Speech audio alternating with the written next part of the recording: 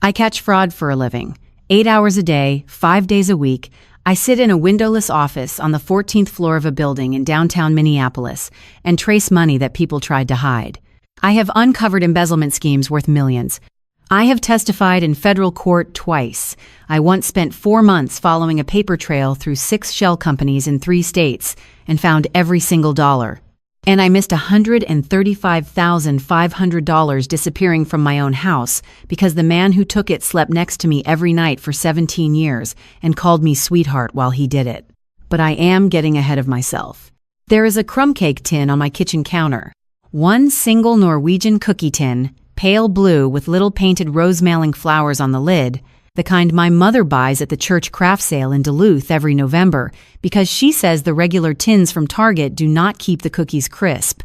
Inside, there are 3 crumb cake left. They are a little stale now. I eat one every few days, and when the last one is gone, I do not know what I will do because that tin is the only thing I kept from my 44th birthday party. That tin and a crumpled ivory place card with gold cursive letters that spell Beckett. The gold keeps flaking off. I keep picking it up anyway. That cookie tin cost me a 17-year marriage, a house I loved, and 51 points off my credit score. It also gave me back my parents, my sanity, and the ability to sleep past 4 in the morning without my jaw clenched so tight I could crack a walnut. My mother, Glennis Sorensen, 67 years old, 5'2" on a good day, and most of her days are good because Glennis Sorensen has decided they will be. She teaches piano lessons in her living room in Duluth, $15 an hour, and she has never raised that price in 12 years because she says the Hendrickson kids down the street cannot afford more, and music should not be something only rich children get to learn. She works 3 mornings a week at a Scandinavian bakery on Superior Street called Larson's, where she rolls lefse and packages crumb cake and comes home smelling like cardamom and butter. She sends birthday cards that arrive exactly on the day, not a day before, not a day after. I have been using the same box of envelopes since 2020, and I am fairly sure half of them are sealed shut from the humidity in my hall closet, so I have no idea how she does it. She also carries a thermos everywhere, to church, to the bakery, to my house. A stainless steel Stanley thermos she has owned since before I was born, dented on one side from when my father accidentally knocked it off the truck tailgate in 1989. She brings it because, and I am quoting her directly, motel coffee always tastes like regret. She is not wrong. My father, Walt Sorensen, 71 years old, retired carpenter. 34 years of building cabinets, decks, staircases, and once an entire garage by himself in a single weekend because a neighbor asked, and Walt Sorensen does not say no to a neighbor. He retired 3 years ago, not because he wanted to, but because his hands started shaking in a way that made precision cuts dangerous, and he would rather stop than do the job poorly. That is the kind of man my father is. He does it right or he does not do it at all. 8 months before my birthday, he had a hip replacement. He was walking again, slowly, with that careful gait of a man who spent 3 decades on job sites in northern Minnesota winters and was not about to let a titanium joint change his schedule. He had a new hearing aid, too, the kind the VA clinic in Minneapolis fitted him for after he finally admitted he could not hear the oven timer from the living room anymore. He was still adjusting to it. He kept reaching up and tapping it like it was a transistor radio that needed a smack to find the right frequency. He wore a blazer to my party, a navy blazer he bought at Goodwill for $11. It was slightly too big in the shoulders, but my mother took it in herself on her sewing machine, the old Singer she has owned since 1978, and when she was done, it fit him like it was tailored. He looked handsome in it. He looked like a man who cared enough to try. I mention that blazer because it matters later. There is one more thing about my parents, and I need you to hear this clearly, because it becomes important. Walt and Glennis Sorensen have never owed anyone a single dollar. They paid off their house in Duluth in 22 years. They have never had a credit card. My father pays for everything in cash or check because he says if you cannot hold the money in your hand, you do not understand what you are spending. My mother once drove back to a gas station to return a dime the cashier gave her by mistake. A dime.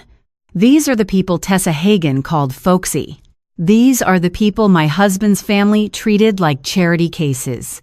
These are the people who drove 3 hours to my birthday party in their best clothes, carrying a tin of homemade cookies wrapped in a hand-embroidered cloth, and found that there was nowhere for them to sit. My father wore that blazer to my party. I mention that because it matters later. And his hearing aid, the one he kept tapping and adjusting, the one that whistled sometimes at frequencies only dogs and embarrassed daughters could hear, that matters later too. But first, I need to tell you about Graham. I married Graham Beckett when I was 27. He was 29, worked as an operations manager for a regional logistics company called Ridgeline Freight Solutions, and had this way of walking into a room that made you feel like whatever you were doing before he arrived was just the opening act. He remembered names. He remembered birthdays. He remembered that you mentioned your dog was sick 3 weeks ago, and he would ask about it, by name, with this look on his face like your dog's health was the single most important thing he had thought about all day. I know how that sounds now. At the time, it felt like love. Turns out it was just good operations management. The man optimized people the way he optimized shipping routes. Find the need, fill the need, move on to the next delivery. 17 years. I should probably let that number sit there for a second because 17 years is not a weekend. It is not a phase. It is a mortgage paid down to the last 4 years. It is Thanksgiving turkeys and tax returns, and that one summer we replaced the entire deck ourselves, and I held the boards while he drilled, and we did not speak for 3 hours because the heat was 102 degrees, and neither of us had the energy to form a sentence. 17 years is a life. Or at least I thought it was. I worked as a senior forensic accountant at Lindahl & Associates, a mid-size firm in the IDS Center downtown. I audited companies for fraud. That was my actual job. Monday through Friday, I reviewed financial statements, traced fund flows, identified discrepancies, and wrote reports that sometimes sent people to prison. I made $86,500 a year. I am telling you that number for a reason. Hold on to it. Graham made $64,200. He told his mother he made $115,000 with performance bonuses. There were no performance bonuses. There was just Graham saying whatever made Graham look impressive, and me paying the mortgage on time every single month and not thinking to wonder why he never once offered to show me his pay stubs. I am a forensic accountant. I trace financial fraud for other people's companies, and I never once asked to see my own husband's W-2. That is on me. I know it. I have sat with that fact at 2 in the morning more times than I can count, and it never gets lighter. The cobbler's children have no shoes. The plumber's pipes leak. The forensic accountant's husband commits fraud. Apparently there is a pattern. Our house. We bought it 14 years ago for $237,000. A 3-bedroom rambler in Roseville, just north of St. Paul, with a yard that was slightly too big for us and a basement that flooded every spring until I paid a contractor $6,800 to fix the drainage, money that came from my savings because Graham said he would handle it and then did not handle it, which I now understand was not forgetfulness but strategy. I had been making double mortgage payments for 3 years trying to build equity. I was proud of that. I made a little chart on my computer tracking our principal balance going down. I am that kind of person. I make charts. 6 weeks before my 44th birthday, I was looking for a stapler in Graham's glove box. Not a complicated story. I needed to staple a permission slip for my coworker Lena's daughter's field trip because Lena had asked me to drop it off at the school on my way to work, and the pages were loose, and I am physically incapable of handing someone unstapled documents. It is a professional illness. Graham's truck was in the driveway, and Graham keeps everything in his glove box. Napkins, tire gauges, ketchup packets from drive-thrus he went to in 2022. The man's glove box is an archaeological dig. I opened it and a folded statement fell out. U.S. Bank. Not our bank. Our bank is Wells Fargo. I did not know Graham had an account at U.S. Bank. I did not know Graham had anything at U.S. Bank. I unfolded it right there in the driveway with the engine still running because I had already started the truck to warm it up. Home equity line of credit. $89,000. Interest rate 9.1% variable. Secured against our home. Our home. The one I had been making double payments on. The one with the drainage I fixed. The one with the deck we built in silence during that 102-degree summer. Monthly auto payment, $761 from an account number I had never seen in my life. My hands were shaking so badly the paper sounded like someone crumpling a grocery bag. I sat there in his truck for maybe 20 minutes. The engine was running, the gas light was on because of course it was. That man has not filled a gas tank past the halfway mark in 17 years of marriage, but he managed to take out $89,000 against our home without me knowing. Priorities. I sat there and my brain did what it is trained to do. It started tracing. I did not cry. I did not scream. I did not call anyone. I just sat in that truck with the gas light blinking and the heater running, and I read that statement the way I read a client file. Line by line, entry by entry, disbursement date, payment schedule, account holder, authorized signatory. 2 names at the bottom of the authorization page. Graham Beckett, Nora Beckett. I stared at my name, my signature. Except something was wrong and my brain knew it before my eyes could explain it. That signature had my name on it, but it did not have my hand in it. And I could not figure out why until I got home that night and signed my own name on the back of an envelope just to see. The N. My N has a curl, a little flourish at the top of the first stroke. I learned calligraphy my sophomore year at the University of Minnesota from a professor named Dr. Alice Engstrom, who made us practice our capital letters for 6 weeks straight before she let us touch a full word. I have been writing my N with that curl for 23 years. It is muscle memory. It is permanent. And the N on that HELOC application was straight, clean. Written by someone who knew my name but had never watched me sign it 1,000 times on audit reports. Graham had forged my signature on an $89,000 loan against our home, and the gas light was still blinking. The next morning, while Graham was at work, I did something I had never done in 17 years of marriage. I went through his desk. Not the desk in the den, the nice one we bought at a furniture outlet in Woodbury that he uses to stack old copies of Supply Chain Quarterly and takeout menus from restaurants we have not ordered from since the pandemic. The other one. The one in the basement, wedged between the chest freezer and a metal shelving unit full of paint cans from colors we have not had on our walls since 2017. That desk had a locked drawer. The key was in his tackle box, which was sitting on top of the chest freezer 3 feet away. I need you to understand the level of security we are dealing with here. This man hid the key to his financial secrets inside a tackle box that sits in plain sight in a basement that I vacuum every other Thursday. The FBI would not have been troubled by this. I found it in 40 seconds, and 30 of those were spent opening the tackle box because the latch was sticky from dried worm bait. Inside the locked drawer, a manila folder. Inside the manila folder, the full HELOC application from U.S. Bank, 14 pages. I sat down on the basement floor, right on the cold concrete next to the furnace, legs crossed like a kid at a school assembly, and I read every single page. I read it the way I read an audit engagement. I did not skim. I did not skip to the summary. I started at page 1, and I worked through every clause, every disclosure, every signature line. My brain shifted into the mode it goes into when I am sitting in a conference room at Lindahl & Associates with 1,100 pages of financial records spread across a table, and somewhere in those pages is the number that does not belong. I highlight. I cross-reference. Itrace. 2 signatures on the application. Graham Beckett and Nora Beckett. I had already seen the N from the statement in the glove box, but now I was looking at the full signature on an official loan document, and it confirmed everything. My N has a curl. Has had a curl since Dr. Engstrom's calligraphy studio in Fulwell Hall, sophomore year, fall semester, Tuesday and Thursday afternoons. I practiced that letter until my hand cramped. 23 years of muscle memory. And the N on that application was straight, mechanical, written by someone who had probably practiced my name a few times on a scratch pad and thought that was enough. It was not enough. Not for someone who has spent her career comparing signatures on financial documents. Graham had forged my signature on a secured loan against our home. That is not a gray area. But I did not know that word yet, the word felony. That came later, from a woman with a betta fish and a cuckoo clock. I am getting ahead of myself again. I turned to the disbursement page, where the funds went, and when I saw the name, I laughed. Not a funny laugh. Not even a bitter laugh.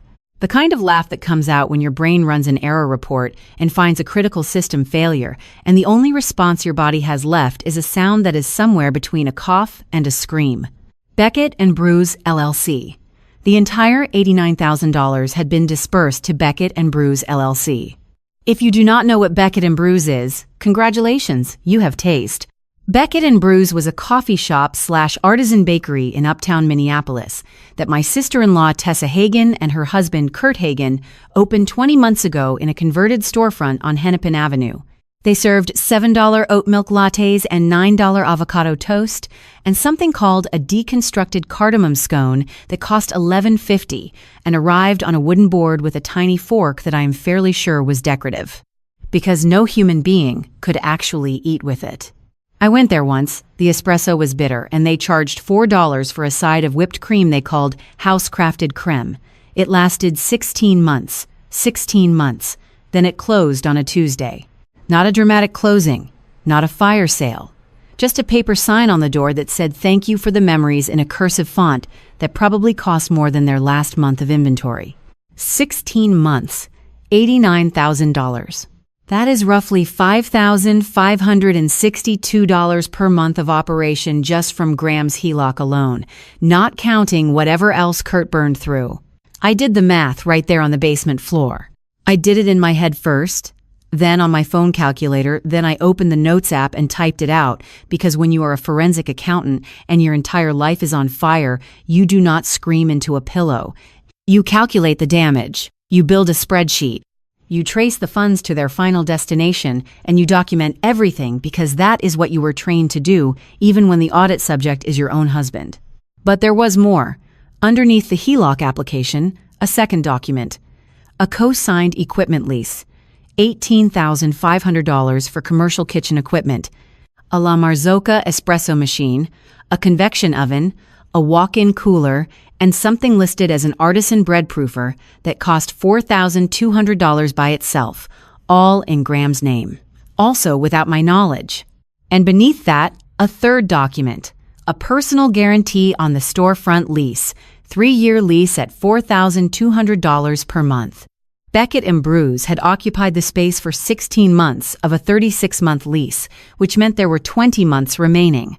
Early termination penalty, $28,000. Also in Graham's name, also without my knowledge. Also with my forged signature on the guarantor line. I sat on that basement floor, and I added it up the way I add up exposure calculations for client audits. HELOC, $89,000. Equipment lease, $18,500. Lease penalty, $28,000. Total financial exposure against our household, $135,500. For a coffee shop that served $7 oat milk lattes and closed on a Tuesday. I know this because I traced every single cent.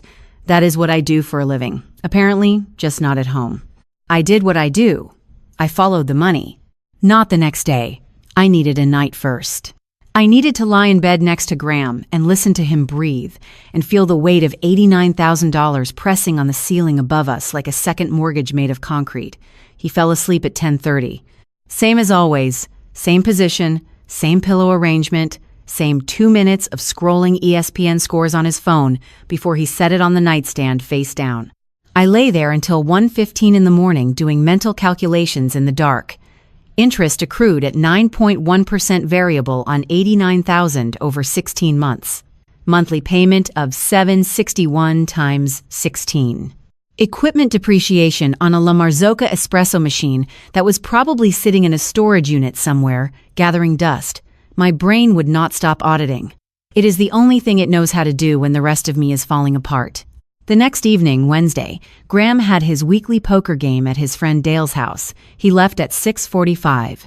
By 6:50, I was at the kitchen table with my laptop, a legal pad, a blue pen, and a highlighter. I opened a new Excel workbook. I named it Home Project because I am not an idiot, and I set up the same tracking template I use for client engagements at Lindahl. Timeline column, source column, amount column, recipient column, notes column, color-coded tabs, green for verified, yellow for suspected, red for confirmed discrepancy. It took me 4 hours. 4 hours of cross-referencing the HELOC disbursement records with the bank statements I had photographed from Graham's filing cabinet, the equipment lease payment schedule, and the Beckett and Bruce LLC formation documents I found in the same manila folder. I also pulled Kurt Hagen's name through the Minnesota Secretary of State Business Database, which is free and public, because sometimes the most damaging information is the information nobody thinks to lock up. Here is where the money went. $41,000 for storefront renovation. The contractor was a man named Randy Dahl. Randy Dahl is Kurt Hagen's cousin. I looked up Randy Dahl's contractor license and found two things. First, his license had been suspended for 6 months in 2020 for incomplete work on a residential project in Edina. Second, his bid for the Beckett and Bruce renovation was roughly double the market rate for comparable commercial build-outs in uptown Minneapolis. I know this because I pulled 3 comparable bids from publicly available permit filings. Forensic accountants do not guess. We compare.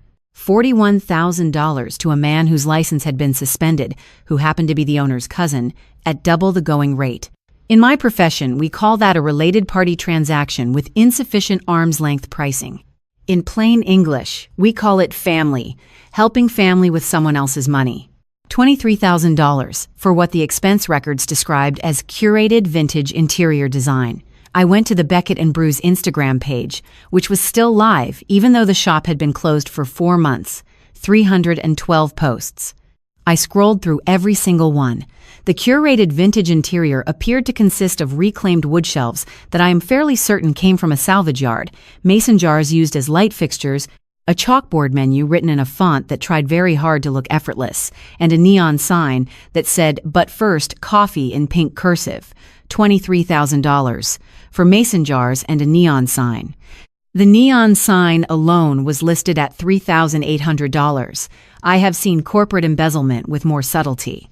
$19,000 in operating expenses that I could not trace. That is the number that kept me up at night. 41 and 23 and the lease and the equipment all had paper trails, thin ones, questionable ones, but trails. 19,000 had nothing. No invoices, no vendor names, no receipts, just transfers from the Beckett and Bruce business account to an account I could not identify.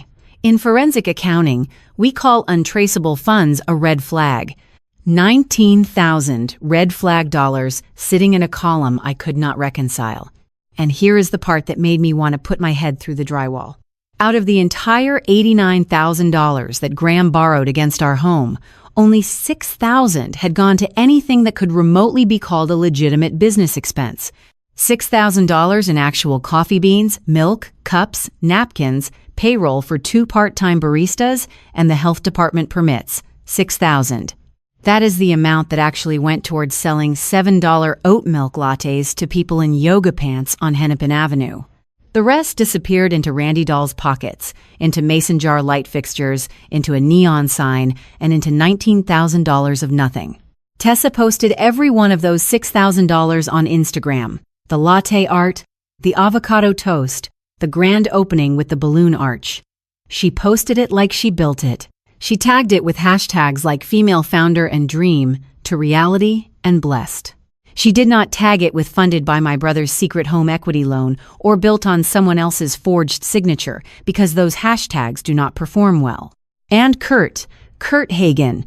Let me tell you about Kurt Hagen. Kurt Hagen's LinkedIn profile says entrepreneur and visionary. Kurt Hagen's actual employment history, which I verified through the Minnesota Department of Employment, is as follows. Bartender at a sports bar in Bloomington, part-time, 22 hours a week. Before that, assistant manager at a vape shop in Richfield that closed after 9 months. Before that, co-owner of a lawn care company called Green Vision LLC that filed for Chapter 7 bankruptcy in 2019. Before that, co-owner of a mobile car detailing service called Pristine Auto LLC that filed for Chapter 7 bankruptcy in 2016. 2 businesses, 2 bankruptcies. And my husband gave this man $89,000 of our home equity to open a coffee shop that served deconstructed scones on decorative wooden boards. I sat at that kitchen table and I calculated the monthly burn rate. Total investment from the HELOC, $89,000. Operational period, 16 months. That is $5,562 per month. just from Graham's loan. Add the equipment lease payments, the rent at $4,200 a month, and the miscellaneous costs, and the total monthly burn rate for Beckett and Bruce was approximately $8,469. $8,469 per month. To sell $7 lattes in a space decorated with mason jars by a man with 2 bankruptcies and a suspended license cousin. I did the math because that is what you do when your profession is math and your life is on fire. You do not scream, you do not throw things. You open Excel and you build a pivot table, and you let the numbers tell you exactly how badly you have been betrayed, down to the cent, formatted in red. But the money was only half of it. What I did not know then, and this is the part that still sits in my chest like a stone, was that Graham had not just hidden the debt. He had been running a years-long campaign to make sure nobody would believe me if I found out. Let me tell you how a man isolates a family without anyone noticing, including the woman married to him. It does not happen all at once. It is not dramatic. There is no moment where he stands in the kitchen and announces that your parents are no longer welcome. That would be too obvious. That would leave evidence. And Graham Beckett, whatever else he is a man who understands logistics. He moves things quietly. He reroutes shipments. He changes the delivery schedule so gradually that by the time you notice something is missing, you cannot remember when it was last there. Thanksgiving, 3 years ago.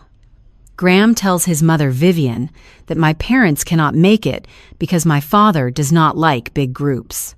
My father is a retired carpenter from Duluth who spent 34 years working on job sites with crews of 15 men in negative 20-degree weather. He is not afraid of a Thanksgiving dinner. He is not afraid of anything except maybe the self-checkout machine at Target, which he says is stealing jobs, and he is not entirely wrong about that. But Graham told Vivian that Walt gets uncomfortable in large gatherings, and Vivian told Tessa, and Tessa told whoever Tessa tells things to, and by the time the turkey was carved, the Sorensens were not there, and everyone at that table believed it was because my father chose not to come.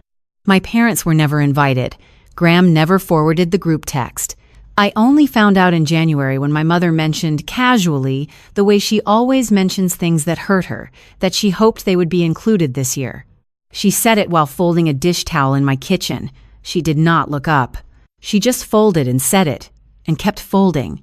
And I stood there realizing I had not even questioned their absence because Graham had made it sound so natural, so reasonable, so like something that just happened instead of something he engineered. Christmas, 2 years ago. Vivian books a cabin in Brainerd for the family. Graham tells me it is immediate family only. Vivian, Graham, me, Tessa, and Kurt.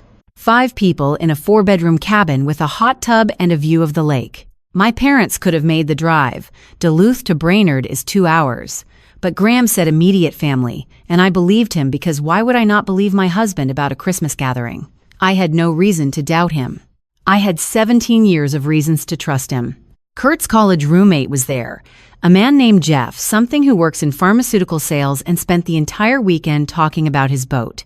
Immediate family and Jeff and his boat, but not my parents.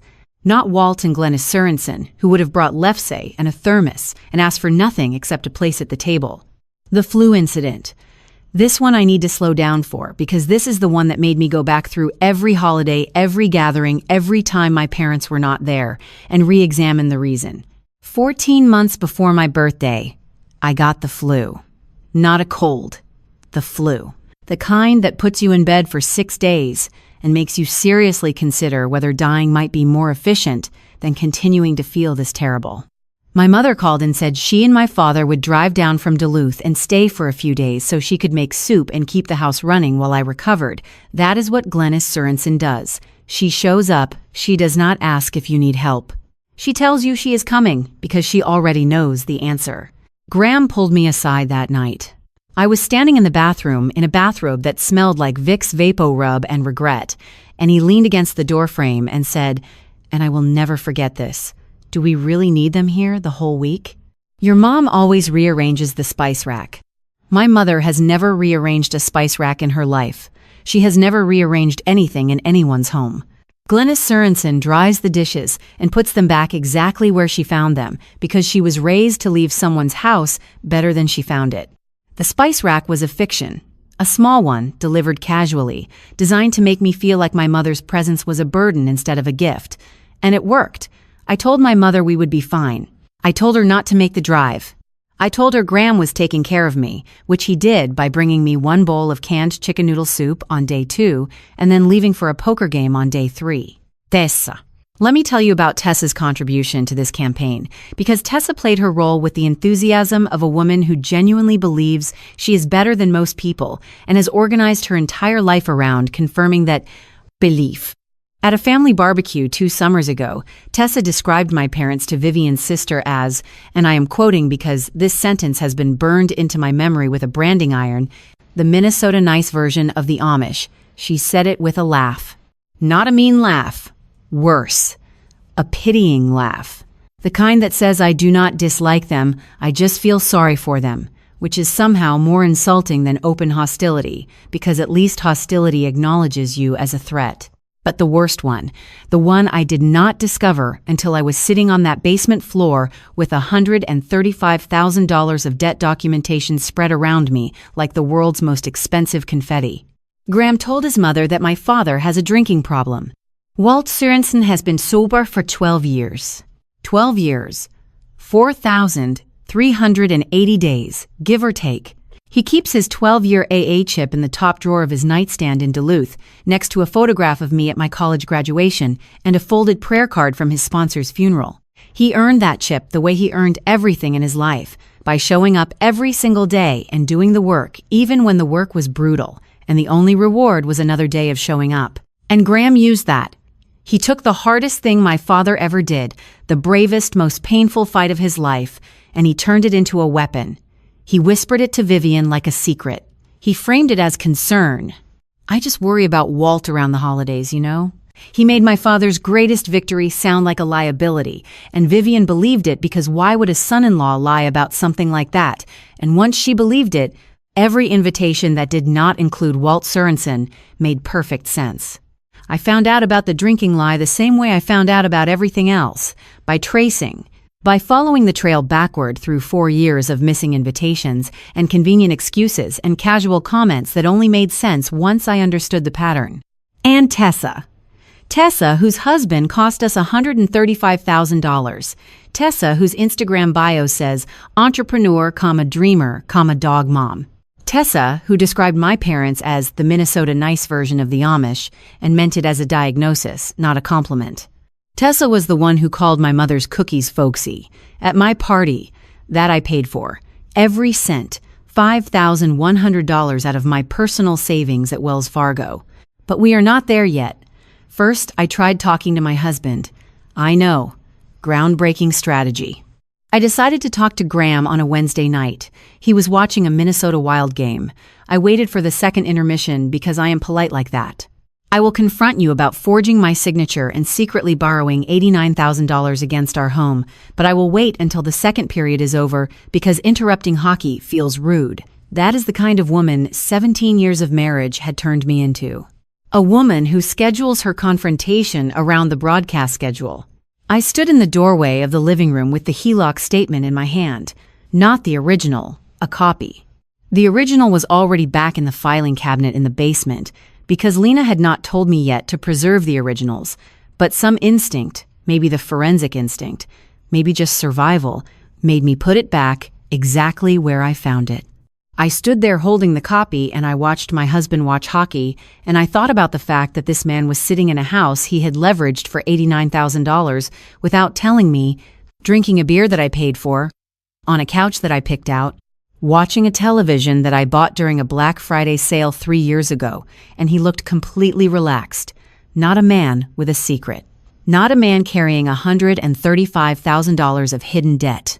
Just a man watching hockey. The buzzer sounded. Second intermission. I walked in and sat on the arm of the chair across from him, and I said, Graham, I need to ask you about something. He did not look away from the screen at first. There was a truck commercial on, and apparently that required his full attention. I told him I had found a statement from U.S. Bank in his glove box. He looked over at me. I told him it was a home equity line of credit for $89,000 with both our names on it and a signature that was not mine. And then I saw it. His face changed. Not to guilt, not to shame, not to any of the things you might expect from a man whose wife has just told him she knows. What I saw was calculation. The same expression I had seen 1,000 times over 17 years when Graham was working through a logistics problem. His eyes went still and his jaw set slightly, and I could almost see the routes being mapped behind his forehead. Option A, Option B, Option C. Pick the best angle. Optimize the delivery. He told me it had been restructured. He said he had mentioned it to me last fall while I was busy with the Henderson audit at work, and he had not wanted to pile on because I was already stressed. He called it a business investment. He said the returns were being reinvested. He said all of this in the same calm, measured voice he uses when he is explaining to a client why their shipment is going to be 2 days late, but here is how they are going to make it right. When I said the money went to Beckett and Bruce, he nodded like I had just confirmed something obvious. A business investment, he said again. Family helping family. When I pointed out the business closed 4 months ago, he shrugged. One shoulder, just the left one. Businesses close, he said. That is the risk. When I said the signature on the application was not mine, he blinked. Just once. And he told me that U.S. Bank had my information on file from our original mortgage application years ago, and that this was an expedited process, and that the bank handled the signature authorization digitally, and that I was reading into this because work stress makes me hypervigilant. He actually used that word, hypervigilant, like he had looked it up. I wanted to believe him. God help me, sitting in that living room with the wild pregame analysis playing in the background, I actually wanted to believe him. For about 45 seconds, I almost did. Because believing him meant my marriage was still real. My house was still safe. My husband had not stolen from me. The alternative meant everything I had built for 17 years was a lie. And the human brain, even a brain trained in forensic analysis, will reach for the comfortable explanation before it accepts the devastating one. I know this because I have watched it happen in depositions. I have watched CEOs look at spreadsheets that prove their CFO embezzled $2 million and say there must be an explanation. The brain protects itself. Mine tried to protect me. And then my phone buzzed. A notification from Credit Watch, the free credit monitoring app I had set up 2 years ago and mostly ignored. The app has a cartoon penguin mascot that wears a little detective hat and gives you a thumbs up when your score is stable. I am 44 years old, and a cartoon penguin was about to deliver the worst financial news of my life. Score change alert. Your credit score has decreased 51 points. Previous score, 793. Current score, 742. Reason, 3 missed payments on revolving credit account. I found out my financial life was crumbling from a free app with a cartoon penguin in a detective hat. That is what my marriage had come to. A penguin delivering worse news than my own husband ever would. I showed Graham the screen. He glanced at it the way you glance at a menu you have already decided you are not ordering from. Probably a system error, he said. Those apps are never accurate. You should call the bank in the morning. He turned back to the game. The third period was starting. He picked up his beer. I sat there for the entire third period. I did not speak. He did not speak. The Wild lost 4-2. He turned off the TV and went to bed. He said goodnight on his way past me. The same goodnight he had said every night for 17 years. Same inflection. Same half smile. As if nothing had happened. As if I had not just shown him proof that our financial life was fracturing, and he had not just looked at it and called it a system error and gone back to watching hockey. That was Wednesday. Thursday. Silence. He went to work. I went to work. We passed each other in the kitchen like two strangers sharing an elevator. I made coffee. He took his mug. Neither of us said a word about $89,000, or cartoon penguins, or the fact that our marriage was standing on a foundation that had cracked down the middle. Friday, Graham called his mother. I know this because the following Monday, Vivian Beckett called me. Not to ask about the money. Not to ask about the HELOC. Not to ask about the credit score or the forged signature or the $89,000 that her son had borrowed against our home to fund her daughter's husband's failed coffee shop. She called to ask if I was feeling okay. Vivian Beckett has a voice like warm honey poured over a knife. It sounds sweet. It sounds caring. It sounds like a woman who bakes casseroles for sick neighbors and remembers everyone's anniversary. And underneath that warmth is a precision that would make a surgeon nervous. Every word Vivian Beckett says is chosen. Every pause is calculated. She does not waste syllables the way other people do not waste money. She asked me how I was feeling. She asked about work. She mentioned that Graham had called over the weekend and said I seemed a little anxious lately, a little on edge, and that he was worried about me. She said he was such a good husband for noticing. She actually said that, such a good husband. Then she said it. The sentence I have replayed in my head more times than I can count. She said, "You know, Nora, sometimes high-pressure careers can make women see patterns that are not there. It is so common. My friend Dorothy's daughter is a lawyer in Chicago, and she went through the same thing, started reading into everything. Turned out it was just burnout." Vivian paused, and in that pause was the architecture of the entire conversation. She suggested I talk to my doctor. She said sometimes hormonal changes at our age can amplify anxiety. She recommended a therapist her friend Dorothy had used. She said the word rule things out 3 times in the span of 2 minutes, as if I had a medical condition and not a husband who had forged my signature on an $89,000 loan. I see patterns for a living, Vivian. That is literally my career. I did not say that. I wanted to. I stood in my kitchen gripping the phone so hard my knuckles were white, and I wanted to say, I am a forensic accountant, Vivian. I find patterns in financial data the way a radiologist finds tumors in an X-ray. I do not imagine them. I trace them. I verify them. I document them. And I testify about them under oath. But I did not say any of that because Vivian Beckett has spent 40 years perfecting the art of making you feel like disagreeing with her is the same as proving her point. If I pushed back, I was being defensive. If I was defensive, I was anxious. If I was anxious, well, that is exactly what she was concerned about. It is a closed loop, a perfectly designed system with no exit. I hung up the phone and stood in the kitchen for a very long time. I was making eggs, scrambled. The eggs burned. I scraped them into the trash, washed the pan, dried it, put it away. Then I took the pan back out and washed it again, because I needed something to do with my hands that was not throwing the pan through the window. For 3 days, I almost believed them. Both of them. Graham with his calm restructuring explanation and his logistics voice.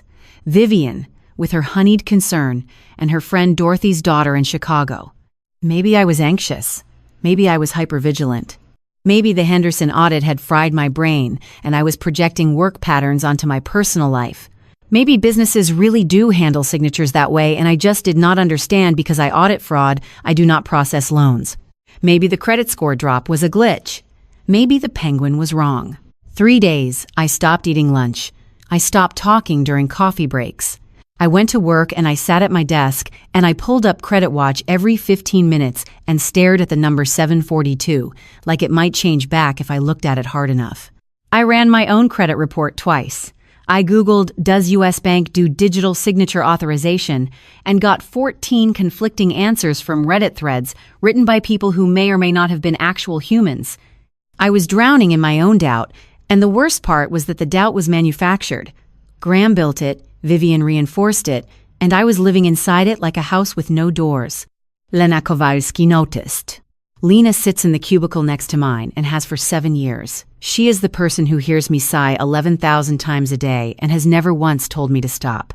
She brings me coffee on Mondays because she says nobody should face a Monday without a buffer, and she keeps a drawer full of snack bars that she calls her emergency supply because, and I quote, "This office will let you starve before it feeds you anything that is not leftover pizza from a meeting you were not invited to." Lena noticed because Lena recognizes the look.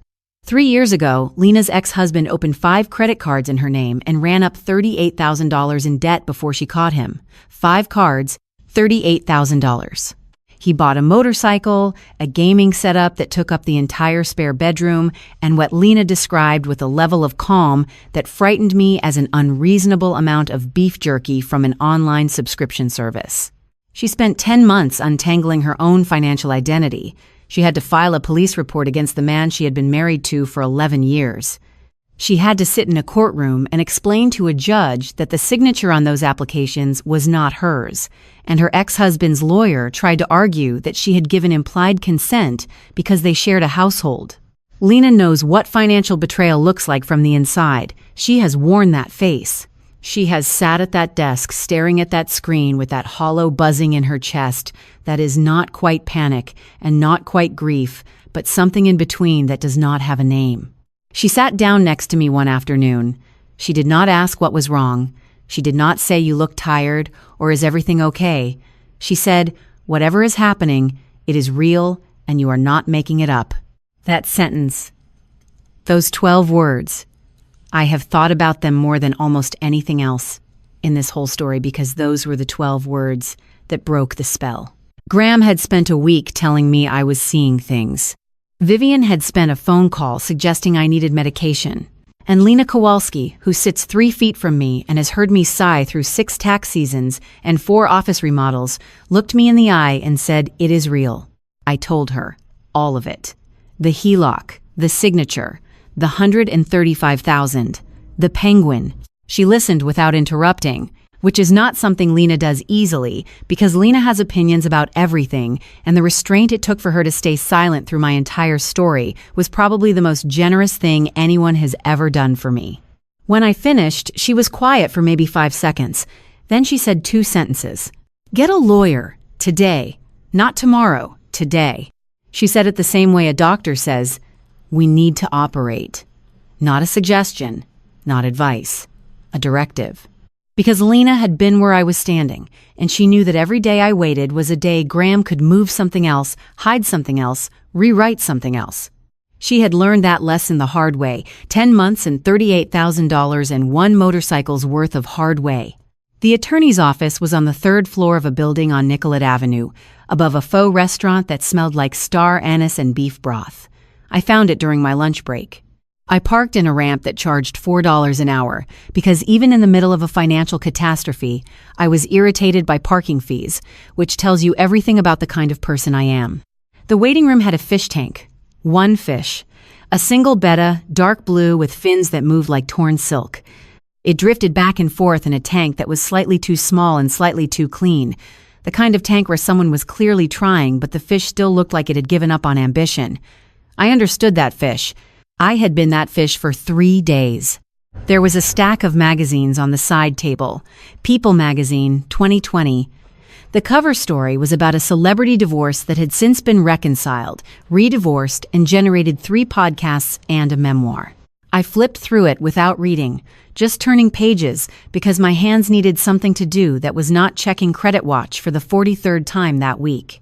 Her name was Margaret Huang, mid-50s. Short silver hair cut close in a way that suggested she had no time for styling and no interest in pretending otherwise. Reading glasses on a beaded chain. A handshake that could crack a walnut.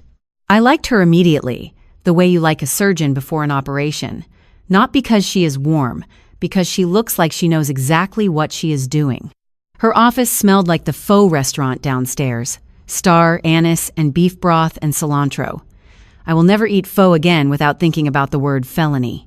There was a cuckoo clock on the wall behind her desk. Bavarian style. Wooden. The kind with a little bird that pops out every hour to remind you that time is passing whether you are ready or not. It went off while I was sitting there and the bird startled me so badly I almost dropped my folder. I laid everything on her desk.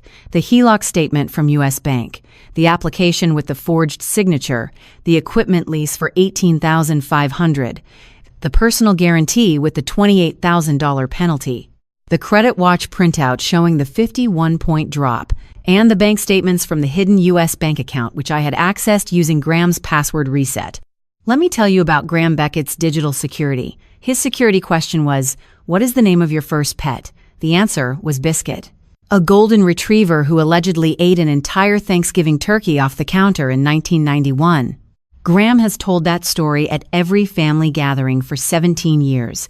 Biscuit at Christmas, Biscuit at birthdays, Biscuit at the 4th of July barbecue, where he told it so many times that Kurt Hagen started mouthing the words along with him. I cracked his account security in 11 seconds, and 9 of those were spent typing. Not exactly the Pentagon. Margaret looked at the documents. She put on her reading glasses and picked up each page one at a time. I counted the time because there was nothing else to do except listen to the cuckoo clock tick and wonder if the betta fish was happy or just surviving. 14 minutes. 14 minutes of ticking and fa and Margaret Huang turning pages with the careful deliberation of a woman who has seen this before and knows exactly how bad it is. Then she took off her glasses. She set them on the desk. Your husband forged your signature on a secured loan application. That is not a gray area, that is forgery. She let the words sit. The clock ticked. Downstairs, someone in the faux restaurant laughed. In the state of Minnesota, that is a Class C felony, punishable by up to 5 years imprisonment and a fine of up to $10,000. I had not expected the word felony.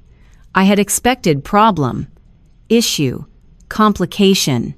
Felony is not that vocabulary. Felony is the vocabulary of mugshots and courtrooms and news stories you scroll past, thinking that could never happen to me.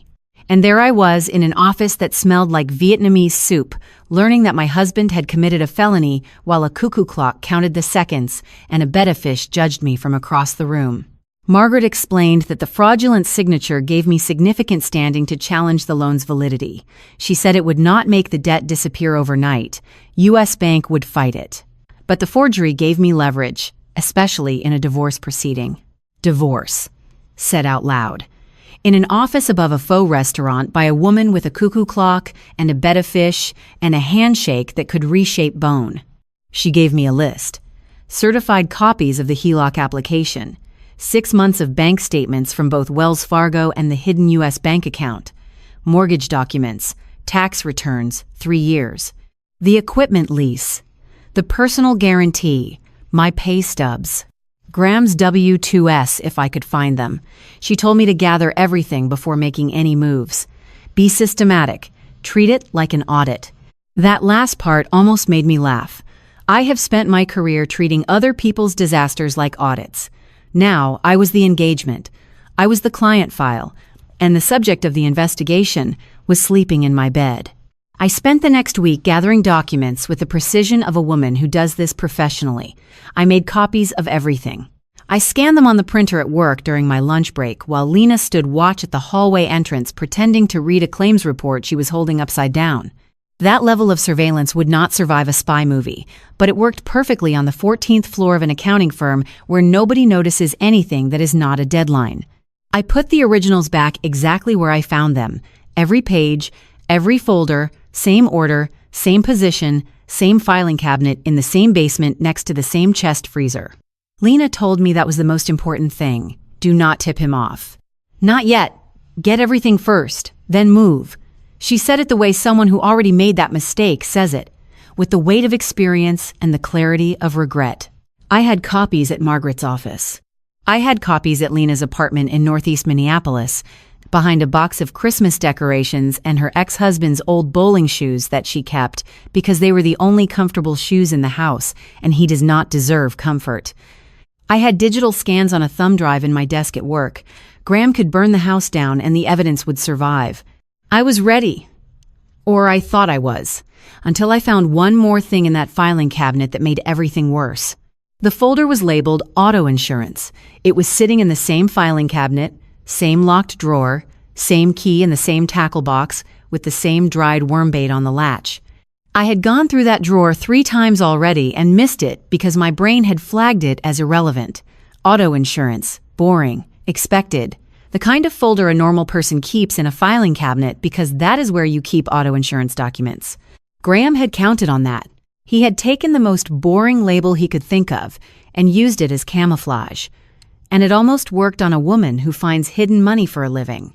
Inside the folder, Graham's W-2 from the previous year. I had been looking for this. Margaret needed it. Gross wages, $64,247. Not $115,000. Not even close. $64,247. Printed in black and white by the United States government on an official IRS form that does not care about your ego or your mother's expectations. But underneath the W-2 was something else. A printout. A single sheet of paper. An Excel spreadsheet, and I need you to understand the level of craftsmanship we are dealing with here, because this spreadsheet was a crime against Microsoft Office. Default column widths, no formatting, no borders, no shading. The Sheet 1 tab was still visible at the bottom because Graham had not even bothered to rename it.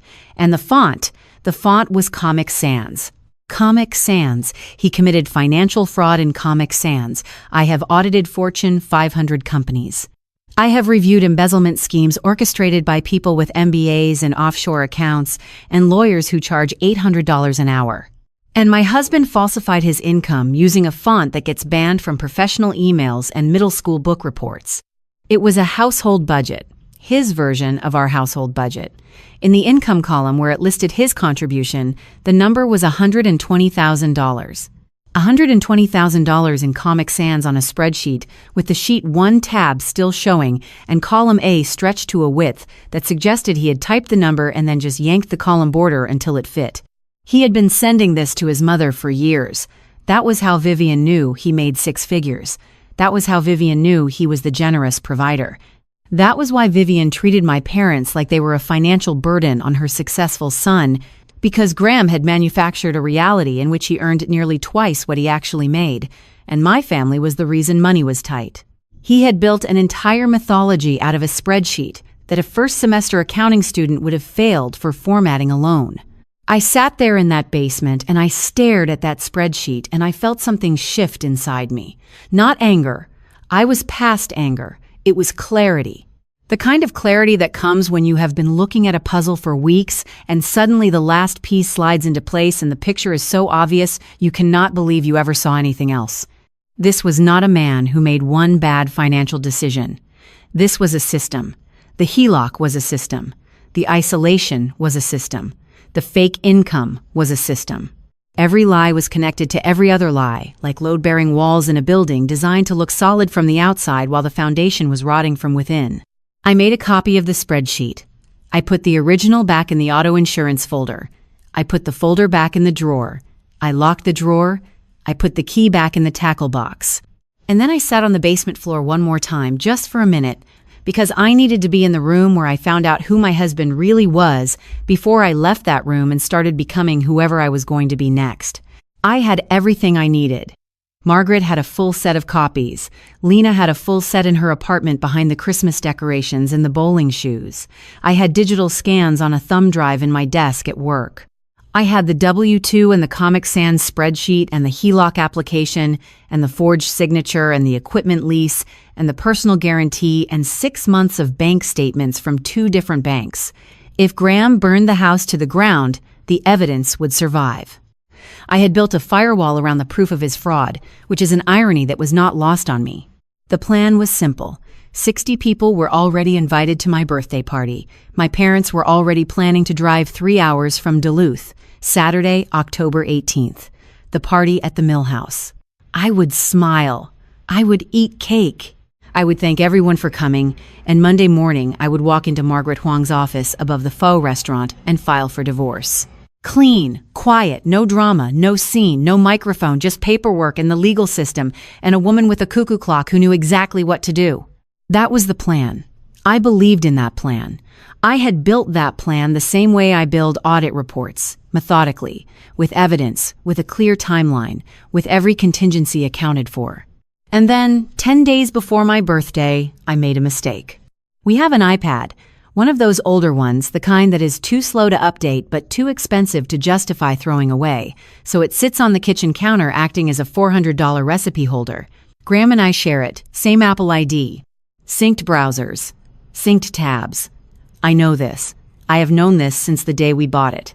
I have literally reminded Graham of this fact when he left a fantasy football draft open on the screen during a dinner party, and our neighbor Dave spent 20 minutes trying to tell him his running back pick was a mistake. I knew the browsers synced. I knew the tabs synced. I knew that anything I searched on my phone would appear on that iPad within minutes.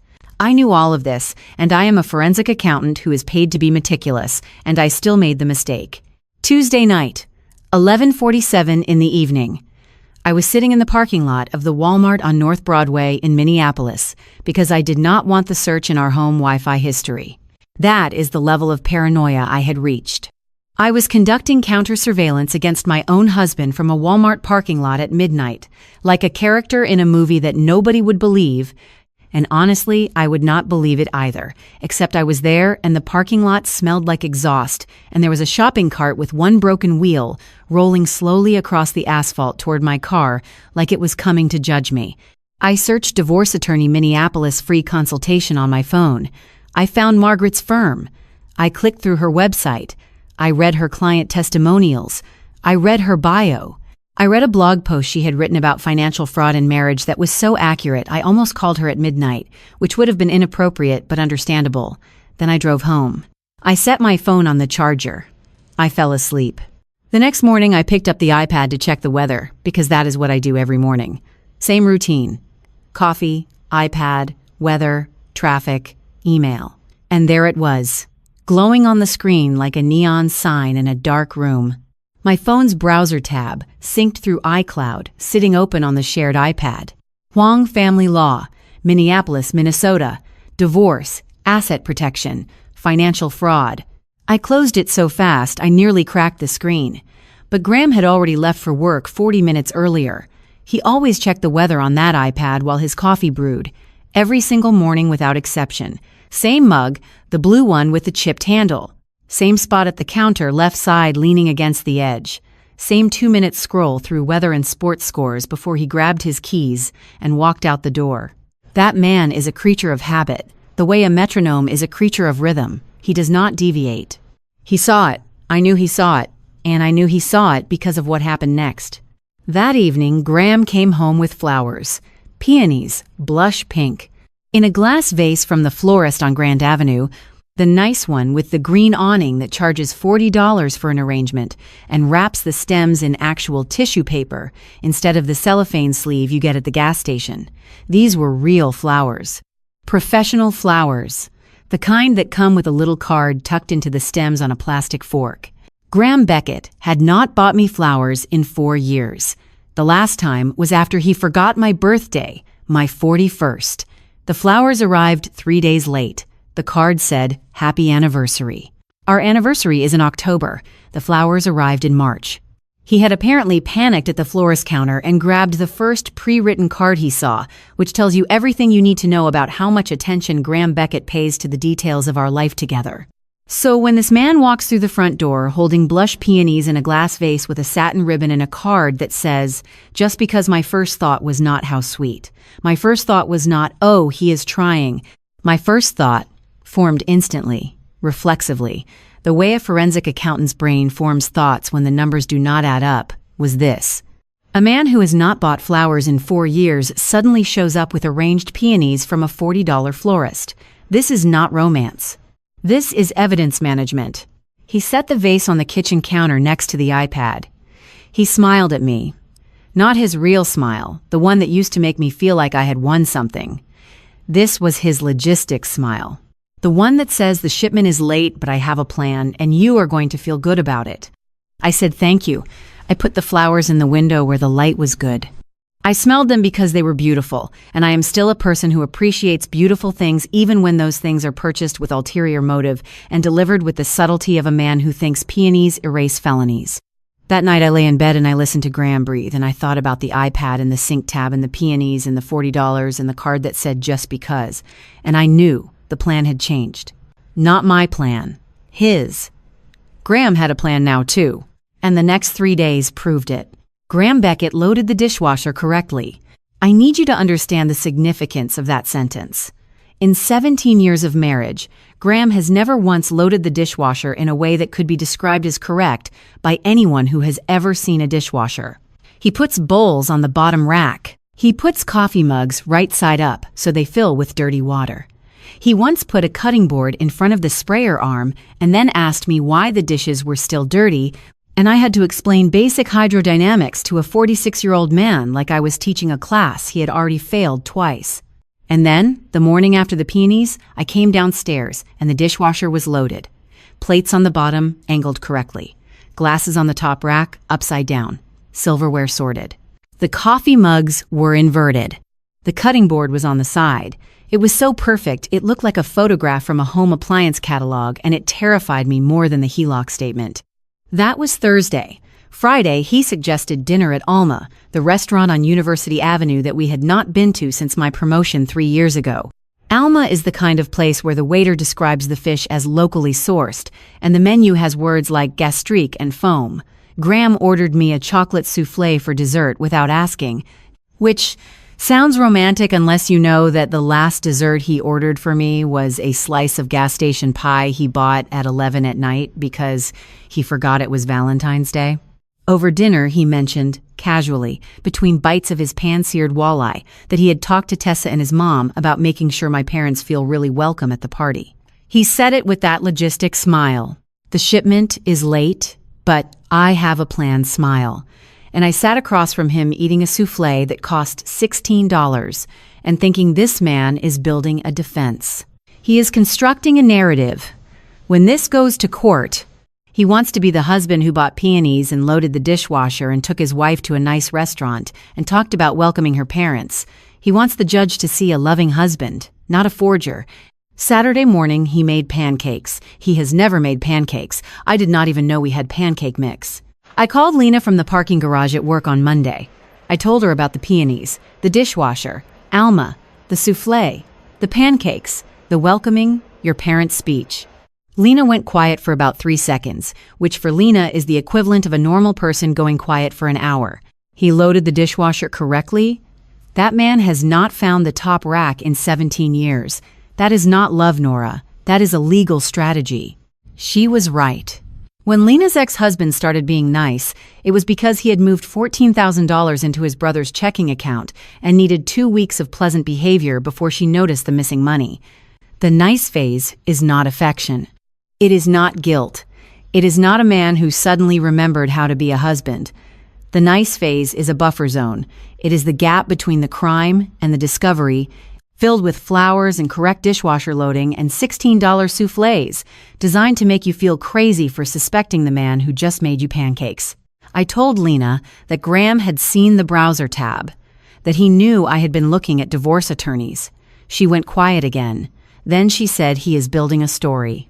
When this goes to court, he wants to say he was the loving husband who tried and you were the unstable wife who snapped. She told me to move my document copies somewhere he could not reach. That afternoon during my lunch break, I drove to Lena's apartment in northeast Minneapolis and put the fireproof envelope in her hall closet. Behind a box of Christmas decorations and her ex-husband's old bowling shoes that she kept because they were the only comfortable pair in the house, and, in Lena's words, that man does not deserve comfort and I do not deserve blisters. I had everything backed up. Margaret had a full set, Lena had a full set, I had digital scans on a thumb drive in my desk. The evidence was distributed across 3 locations like a forensic audit trail because that is what it was. Tuesday evening, 8 days before the party. My phone buzzed, a text from Tessa Hagen. I opened it and read it twice because the first time I was not sure I was seeing it correctly. Cannot wait for your birthday. We planned the most amazing seating surprise. It is going to be so special. 4 exclamation points, 3 confetti emojis. The word amazing in capital letters. In my experience, anything described with 4 exclamation points in capital letters is either genuinely wonderful or catastrophically terrible, and there is no middle ground. Nobody texts like that about a pleasant arrangement. Nobody uses that many emojis about something subtle. Whatever Tessa had planned, it was not subtle, and it was not pleasant, and it involved seating, which meant it involved my parents. I showed the text to Lena. She read it. She looked up at me over her reading glasses, the ones she wears at her desk that make her look like a disappointed librarian. Nothing that woman plans is amazing. It is just expensive and condescending.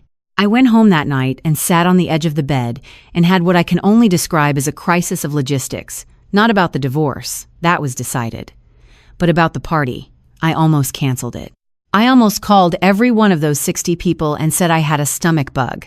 I almost drove 3 hours to Duluth and spent my 44th birthday eating my mother's lefts in my parents' kitchen, where nobody had ever forged anything except my father's attempt at homemade krumkake that one Christmas when he used salt instead of sugar. And honestly, that was a crime against potatoes and Norwegian tradition, but not a felony. I need a second. This part. This is the part that still gets me. Not the money, not the signature. Not the $135,000, or the Comic Sans spreadsheet, or the filing cabinet in the basement, or the cartoon penguin with the detective hat. Those things are facts. I can hold facts. I can organize them in columns and trace them to their source, and file them in fireproof envelopes and distribute them across 3 locations. Facts are what I do. This part is not facts.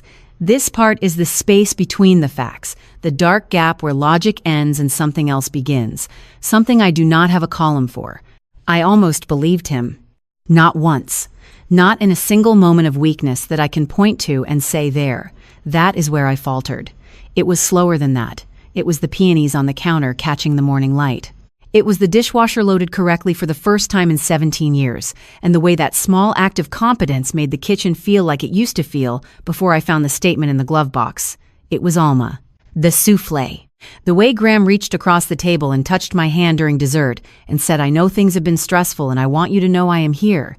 He said I am here like it was a gift. Like his presence was something I should be grateful for, rather than the source of everything that was falling apart. It was the pancakes. Saturday morning, standing at the stove with a spatula, asking me if I wanted blueberries. Blueberries. As if the man who forged my signature and borrowed $89,000 against our home and lied about his income for years was now going to fix it all with fruit and batter and a Saturday morning that smelled like maple syrup.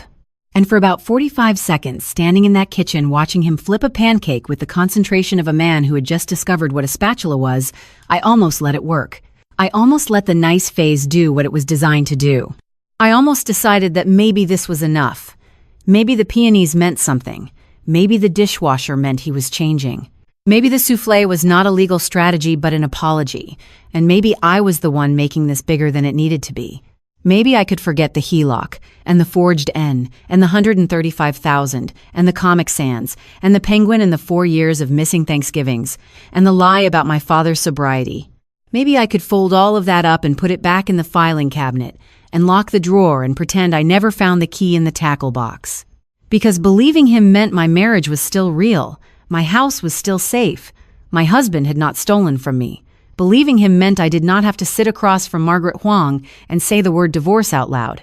Believing him meant I did not have to be 44 and starting over in an apartment somewhere with boxes that I packed myself, and a credit score that started with a 6 instead of a 7. The alternative. The truth. The truth meant everything was falling apart. And the human brain, even a brain that is trained in forensic analysis, will reach for the comfortable explanation before it accepts the devastating one. I know this professionally. I have watched it happen in conference rooms. I have seen people look at evidence of fraud and say, there must be an explanation because the alternative is too terrible to accept. The brain protects itself. It builds a wall around the thing it cannot face, and it calls that wall hope. My brain tried to build that wall, and for 45 seconds it almost held. But here is the thing about being a forensic accountant. You can lie to yourself for 45 seconds, maybe even a minute. But eventually the numbers come back. They always come back. 742. 51 points. 89,000. 135,500. 3 missed payments. 2 bankruptcies.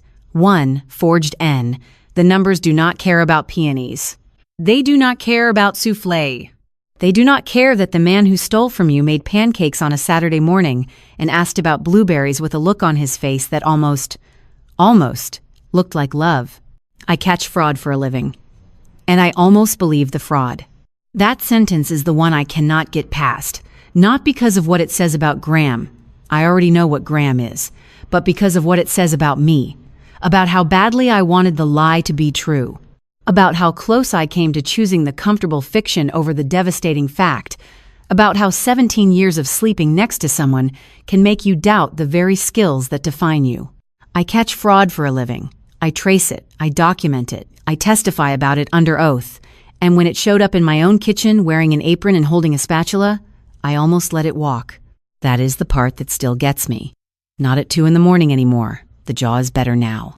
But sometimes, in the grocery store or at my desk or standing in line at the coffee shop that is not Beckett and Brews, I think about those 45 seconds, and I feel something that is not quite shame and not quite grief, but lives somewhere between the two in a neighborhood that does not have a name. Hold on. If you are still here, I need you to know how much that means to me. Someone watching my last story told me they were listening from a laundromat in Tucson at 1 a.m. while waiting for their sheets to dry. That kind of thing keeps me going. So hit subscribe if you have not already, and tell me in the comments where you are watching from and what time it is. I read every single one. Okay, back to this. I went to the party. I am going to slow down here because I want you to see this exactly the way I saw it when I walked through those doors. Saturday, October 18th, 5:35 in the evening. The light was doing that thing it does in Minneapolis. In mid-October, gold and low and slanted, the kind of light that makes everything look like a painting right before it gets dark. The Mill House event space, Northeast Minneapolis.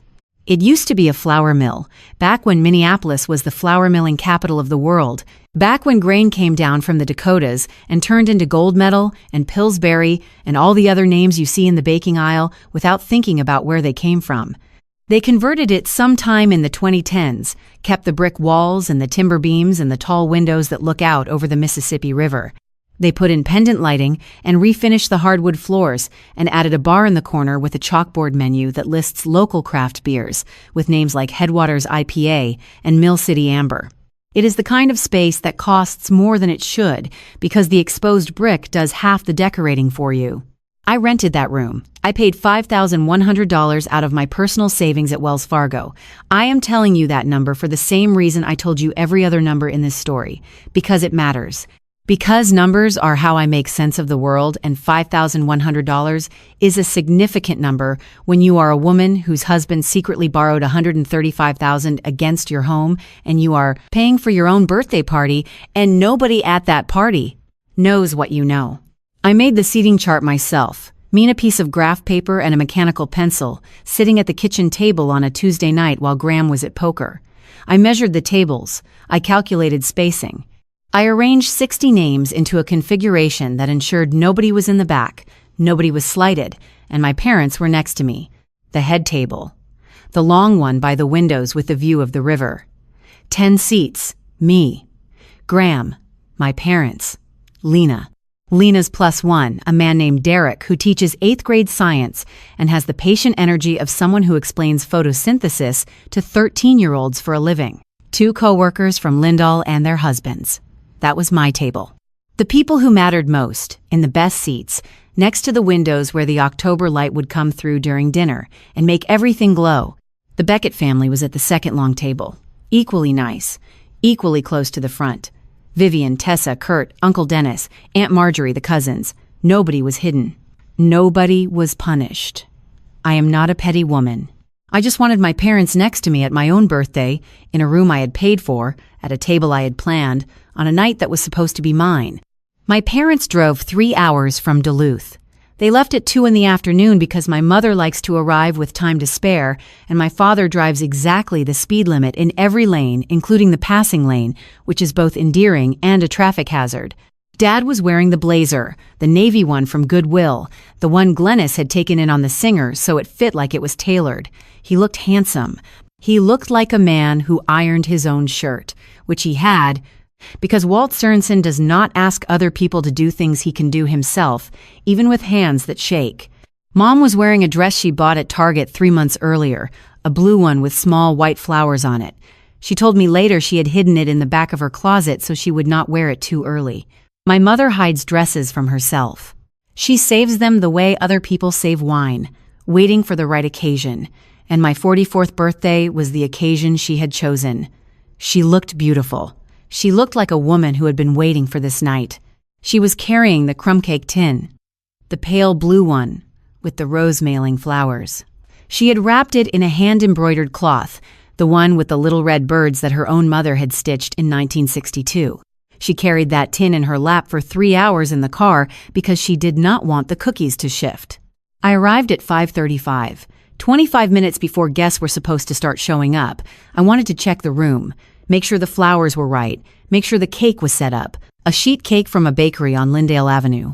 Vanilla with buttercream and Happy 44th Nora in lavender script. Nothing fancy. I am not a fancy person. I am a person who makes seating charts on graph paper with a mechanical pencil and considers that sufficient party planning. I pushed open the doors to the event room. The head table. My table. The one by the windows with the Mississippi River and the October light, and the 10 seats I had measured and assigned and planned on a Tuesday night with a mechanical pencil. It had been completely rearranged. New place cards. Ivory cardstock. Gold cursive lettering. Every single one read Beckett. Vivian Beckett. Tessa Hagen, Kurt Hagen, Uncle Dennis, Aunt Marjorie, 2 cousins I see once a year at most, and Graham at the center. 8 seats, 8 Becketts. My place card was gone, my parents' cards were gone, Lena's card was gone. Derek and photosynthesis were gone. My co-workers and their husbands were gone. The head table, the one I had paid for, the one I had planned, the one by the windows with the light in the river, belonged to the Beckett family now. My parents were standing near the bar area, coats still on, looking around with the quiet confusion of 2 people who have driven 3 hours and dressed in their best clothes and carried a tin of cookies for 180 miles and arrived to find that there is nowhere for them to sit. Dad was adjusting his hearing aid with one hand and holding the little menu card I had printed in the other. He was reading it carefully, slowly, the way he reads everything, as if the menu might explain why the seats that were supposed to be theirs were now occupied by people named Beckett. Mom saw me and smiled. That smile. I know that smile. I have known it my entire life. It is the smile my mother uses when someone treats her like she is less than. She used it at the department store in Duluth when a clerk walked past her 3 times to help a younger woman in a nicer coat. She used it at my wedding reception when Vivian Beckett introduced her to a table of guests as Graham's wife's mother. Not Glennis, not Mrs. Sorensen, not even Nora's mom. Graham's wife's mother. As if my mother were a footnote in someone else's sentence. She used it at a restaurant once when the waiter seated us next to the kitchen and Glennis said it was fine because she did not want to be difficult, and my father said nothing because Walt Sorensen does not make scenes. He just sat down next to the kitchen and ate his meal and tipped 20% because that is what you do when you were raised, to treat people right even when they do not treat you right back. That smile says, I am here. I see what is happening. I am choosing not to make it about me. It is the most generous and the most heartbreaking thing a person can do with their face, and my mother has been doing it for 67 years. She was doing it now. Standing near the bar in her blue Target dress with the white flowers, holding the crumb cake tin wrapped in her mother's embroidered cloth, smiling at me across a room where there was nowhere for her to sit. It is fine, honey. Do not worry about us. Tessa was already seated at the head table, my table, the one I had planned on graph paper. She was adjusting a centerpiece, one of those arrangements with white hydrangeas and eucalyptus that look expensive because they are, and she was doing it with the casual authority of a woman who believed the table belonged to her. She was wearing a dress that probably cost more than my mother's entire outfit, including shoes, and her hair was done the way it is always done, the kind of blowout that takes an hour and is designed to look like it took 5 minutes. She saw my mother. She saw Glennis Sorensen standing near the bar holding a tin of cookies wrapped in a cloth embroidered by a woman who died in 1987, and Tessa turned to Vivian and she said it, not whispered, not under her breath, not quietly. She said it at a volume that carried across the table and into the space between my mother and me like a stone thrown across still water. Oh, she brought her little cookies again. How folksy. Folksy. She said folksy the way someone says quaint, the way someone says charming when they mean pathetic. She said it with a smile that was nothing like my mother's smile. My mother's smile is armor. Tessa's smile is a weapon. Vivian pressed her lips together. Not in disapproval, in agreement. A thin, tight line that said, I heard it and I am not going to correct it, and that silence is the same as saying yes. And Graham, my husband, the man I had been married to for 17 years, the man whose forged signature I had been staring at for 6 weeks, the man who had borrowed $135,000 against our home and lied about his income and told his mother my father was a drunk and made sure my parents were never invited to Thanksgiving and called my mother's presence a spice rack problem. Graham was standing by the head table with a glass of something amber, bourbon. He drinks bourbon at events because he thinks it makes him look sophisticated, which is the kind of decision a man who commits fraud in Comic Sans would make. And he laughed. Not a big laugh, a short one, a breath through the nose with a slight upturn at the corner of his mouth. The kind of laugh that says, I heard it, I agree, and I do not care. My mother heard it too. I know because I saw her hand tighten around the crumb cake tin. The embroidered cloth shifted under her fingers. She did not say anything. She never does. She just held that tin a little tighter and took one small step backward, like she was trying to take up less space, like she was trying to make herself smaller in a room that I had paid for. $5,100. My money, my party. And my mother was shrinking. My father felt it before he understood it. I watched him put his hand on her shoulder gently, the way you steady something precious that has been bumped. His other hand went to his hearing aid. He adjusted it. He may not have heard the word folksy, but he heard the silence that followed it, and Walt Sorensen has spent 12 years in rooms where silence means something is wrong. Something broke in me. Not cracked, not bent, not the slow fracture of 6 weeks of discovery and doubt and almost believing. This was clean. This was structural. The way a column breaks in a spreadsheet when the formula is wrong and everything after it becomes meaningless. Every cell that depended on that column, every calculation that referenced it, every total that was built on its foundation, all of it collapses at once. That is what happened inside me when I watched my 67-year-old mother try to become smaller in a room that I had paid for while my husband laughed. I did not plan what happened next. I need you to understand that. The plan was Monday morning, Margaret's office, the faux restaurant, the betta-fish, the cuckoo clock, legal paperwork, responsible adult. That was the plan. The plan lasted exactly until I watched Glennis Sorensen take one step backward. There was a microphone on the podium in the corner. The Mill House uses it for trivia nights. A little setup with a mic stand and a laptop dock, and 2 speakers mounted on the wall. The trivia host was not there. The DJ had not arrived. He was not due until 6. The mic was just sitting there on its stand, plugged in, connected to the house speakers, live. I walked across the room. I picked up the microphone. I tapped it once. The thump echoed through the speakers and every conversation in the room stopped. 60 people, some still arriving, some already seated, some holding drinks, some mid-sentence, all looking at me. Hi everyone, my voice was steady. That is not the right word. I would like to present some findings. I said it like that. Present some findings, the same phrase I use when I stand in front of a conference table at Lindahl & Associates and open a forensic audit report. The same phrase I used when I testified in federal court 2 years ago about an embezzlement case that sent a CFO to prison for 42 months. It is a phrase that means something very specific in my profession. It means I have followed the money and I have found where it went, and someone in this room is not going to like what I say next. Graham's face changed. I watched it happen in real time. First, confusion, the look of a man who does not understand why his wife is holding a microphone at her own birthday party. Then recognition, the moment his brain caught up and connected the microphone to the browser tab, to the peonies, to the 6 weeks of silence, to the HELOC statement in the glove box, to everything he had spent the last month trying to bury under flowers and soufflés and correctly loaded dishwashers. Then panic. He set his bourbon down on the table. He did not put it down gently. He set it down the way you set something down when your hands have stopped cooperating with your brain. I paid for this party. Every cent.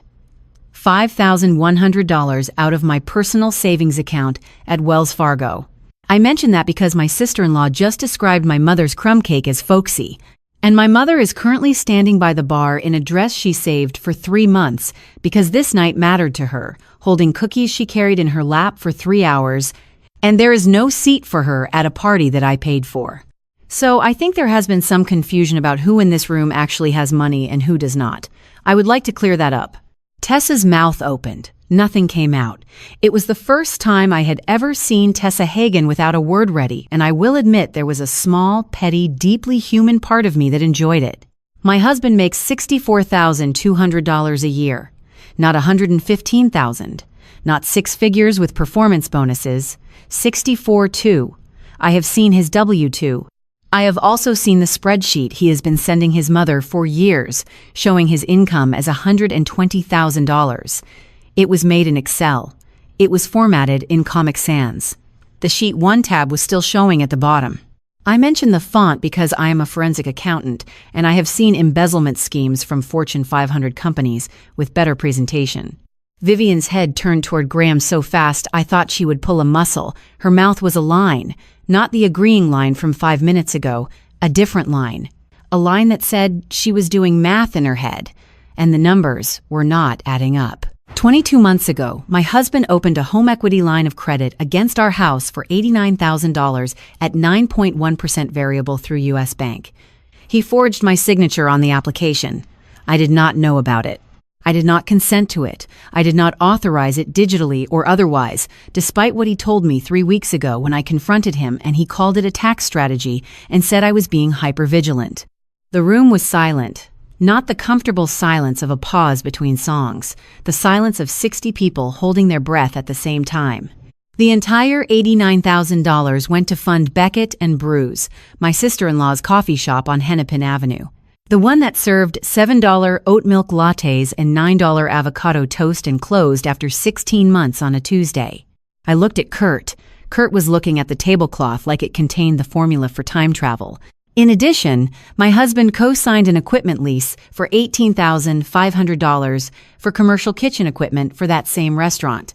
He also signed a personal guarantee on the storefront lease with an early termination penalty of $28,000. Total financial exposure against our home, $135,500. I let that number sit in the air. I have learned from depositions that silence after a number is more powerful than anything you can say after it. You deliver the figure, and you let the room do the math. 60 people did the math. 2 payments on the HELOC have been missed. 3, actually, as of last month. My credit score has dropped 51 points. I found this out from a free app with a cartoon penguin mascot.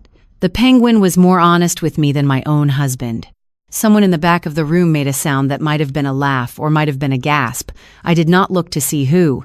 So when someone at this table calls my mother folksy, and when someone at this table calls my parents simple, and when someone at this table has spent 4 years making sure my family was not invited to Thanksgiving and Christmas and was not welcome in my own home when I was sick, I wanted to be very clear that the only reason this family has a debt problem is because my husband secretly took out a loan against our house to fund his sister's husband's failed coffee shop, and nobody told me.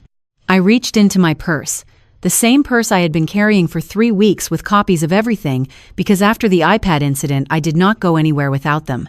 I pulled out the HELOC application. I walked it to Vivian and set it on the table in front of her, right next to her wine glass and the ivory place card with her name in gold cursive. That is your son's signature, and mine. Except mine is not mine. Look at the N. I learned calligraphy in college. My capital N has a curl at the top of the first stroke. I have been signing it that way for 23 years. That N is straight.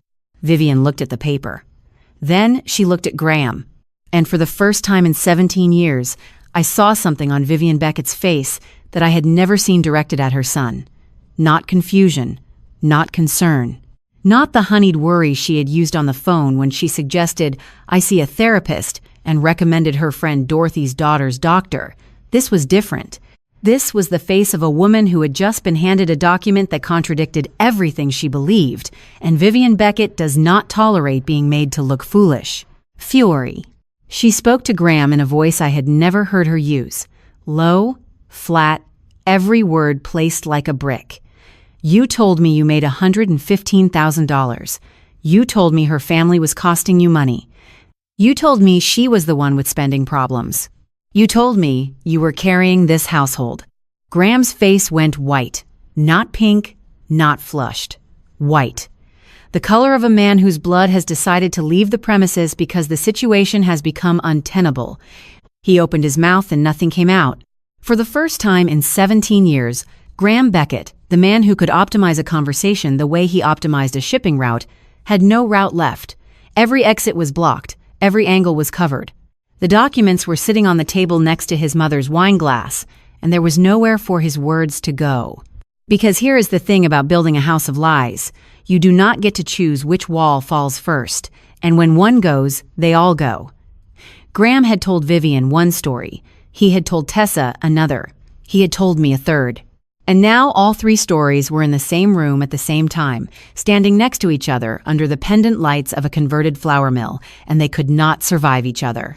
Tessa stood up. Her chair scraped against the hardwood floor, and the sound cut through the silence like a crack. She was looking at Graham with an expression I had never seen on her face either, and I have seen many expressions on Tessa Hagen's face, most of them condescending. You said it was your savings. Her voice was high and sharp. You told me and Kurt it was your personal savings. You said you had money set aside. You said you wanted to invest in family. Vivian turned to Tessa, then she turned back to Graham. He used the house, Tessa. Their house. He borrowed against their home. Tessa's mouth opened again. Closed. Opened. She looked like a woman whose spreadsheet had just collapsed, which was fitting because a spreadsheet in Comic Sans was exactly what had started this. Kurt Hagen was staring at the ceiling. The man who had burned through $89,000 of my home equity running a coffee shop that served deconstructed scones to people in yoga pants was examining the timber beams of the mill house as if they contained instructions for how to disappear. Uncle Dennis was quietly putting on his jacket. Aunt Marjorie was looking at her phone. One of the cousins had already moved to the bar. And Graham. Graham was standing in the middle of his own family, watching 17 years of carefully constructed fiction catch fire. The six-figure income, the generous provider. The wife with the spending problem, the in-laws who were a burden. The business investment, the tax strategy. Every single lie he had ever told was now standing next to every other lie, and they were introducing themselves to each other, and none of them were compatible. He did not deny it. He could not. The application was on the table. The W-2 was in the numbers I had just read aloud. The Comic Sans spreadsheet was a fact that 60 people now knew, and Comic Sans is not a font you can explain away. He just stood there. His bourbon untouched. His logistics brain running routes that no longer existed. Garrett moved toward me. He said my name. Nora. Soft. Careful. The way you say someone's name when you are trying to pull them back from a ledge that you built. He said, "You are having an episode. I am having clarity." He tried again. "Sweetheart, this is not the place." I looked at him, and I felt nothing. Not anger, not satisfaction, not even the grim catharsis I had expected.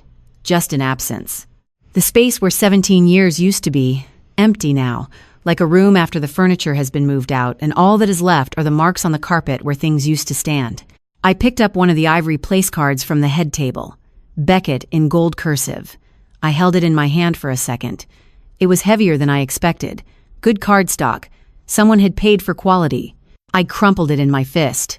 The gold flaked off onto my fingers, little pieces of metallic leaf clinging to my skin like the last traces of a name that no longer belonged to me.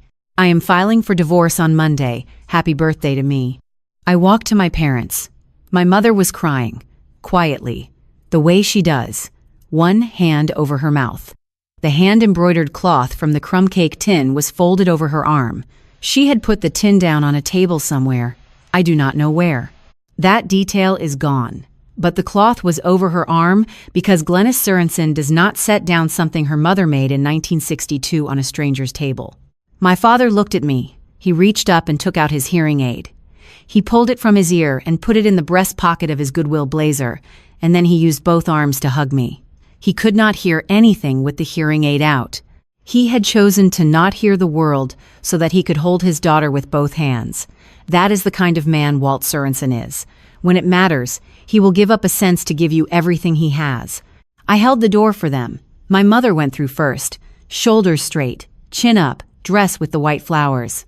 My father followed, limping slightly on his new hip, dignified in his blazer that cost $11 and fit like it was made for him because the woman he married 50 years ago made sure it did. I went last. Behind me, I could hear the Becketts, not talking to me, talking to each other. Tessa's voice high and sharp, screaming at Graham about how he had told her it was his savings. Vivian's voice low and lethal, repeating 64,000 like it was a curse word she had just learned and intended to use for the rest of her life.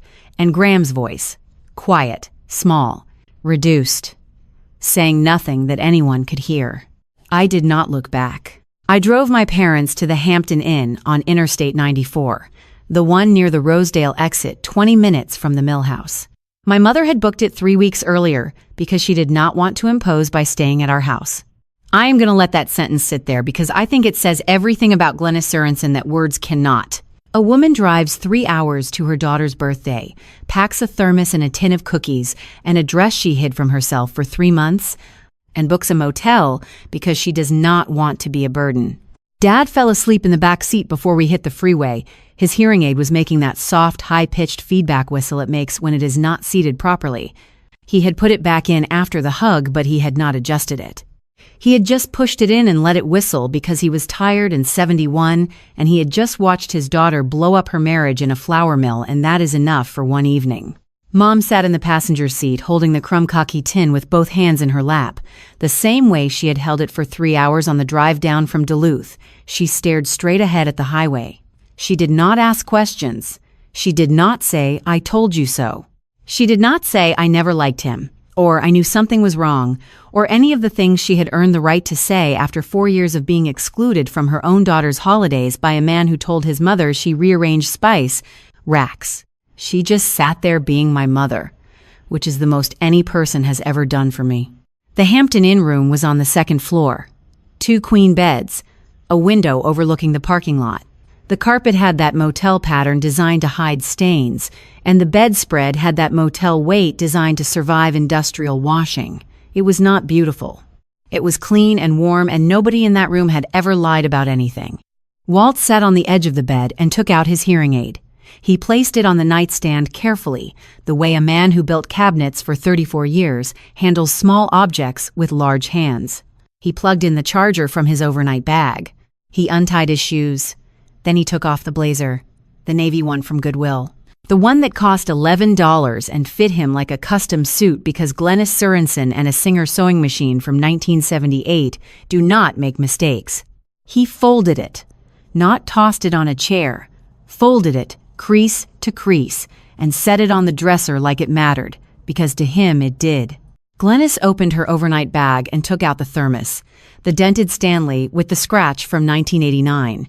She poured 3 cups of tea into the paper cups from the bathroom, the ones with the Hampton Inn logo, that hold about 6 ounces and start going soggy after 10 minutes. She did not touch the motel coffee maker. She did not even look at it. Motel coffee always tastes like regret, and Glennis Sorensen came prepared because Glennis Sorensen always comes prepared. She set a cup in front of me at the little table by the window. She set one by the bed for Walt. Then she opened the crumb cocky tin. They are a little squished from the drive, but still good. They were. A little squished. A little crumbled at the edges where the delicate rolled cookies had shifted during 3 hours in her lap and 20 more minutes in my car while her daughter drove 10 over the speed limit because she needed to be somewhere that was not the Mill House, but still good. Crumb cake is forgiving that way. We sat there, the 3 of us, eating Norwegian cookies at 11 o'clock at night in a Hampton Inn room off Interstate 94, drinking tea from paper cups that were already starting to soften. Walt on the edge of the bed, Glennis in the chair across from me at the little table by the window with the parking lot view, and a crumb cake that tasted like cardamom and butter, and my mother's kitchen in Duluth. Dad looked at me.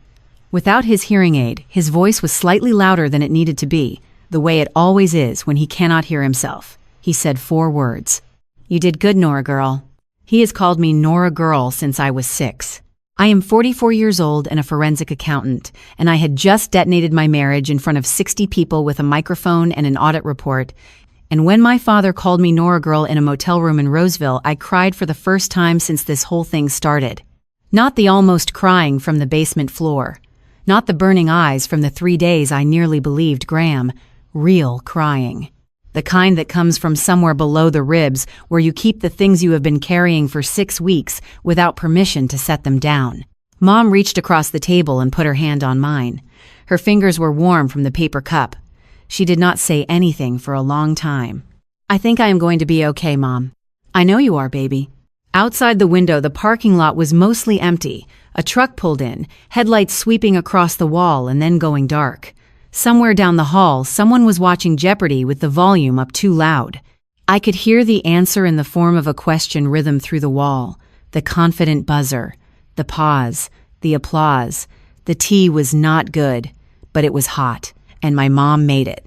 And my dad was snoring 3 feet away with his shoes off, and his blazer folded on the dresser, and his hearing aid charging on the nightstand next to the crumb cake tin. Nobody in that room had ever forged my name or lied about my worth or made me feel like I needed to be smaller. Sometimes the most important room you will ever sit in is not the one with the river view and the pendant lights and the Ivory Place cards. Sometimes it is a Hampton Inn off the freeway with paper cups and a cookie that is a little squished and a father who calls you by the name he gave you when you were 6. Sometimes it is a mother who drives 3 hours and books a motel and brings a thermos because she knows the world does not always take care of her daughter, but she will, every single time, without being asked. We do not always get to choose the rooms we end up in, but we get to choose who we let stay. And sometimes the people who stay are the ones who were standing by the bar with their coats still on, holding a tin of cookies they carried in their lap because they did not want them to break. That crumb cake tin is still on my kitchen counter, the place card is on my nightstand, the gold keeps flaking off. I have not thrown either of them away, but these days when I look at them, they do not sting. They just remind me of what I am worth. And what I am worth has never been measured in spreadsheets, not even the ones in Comic Sans. For the first time in I do not know how long, my jaw was not clenched. Thank you for staying with me through this one. I mean that. Every single one of you. If this story touched something in you, if it reminded you of someone you love or someone you need to call, share it with them. Tell me in the comments where you are watching from and what time it is. I read every single one. And if you have not already, hit subscribe because there is another story waiting for you right now on your screen. Click it, I will be there.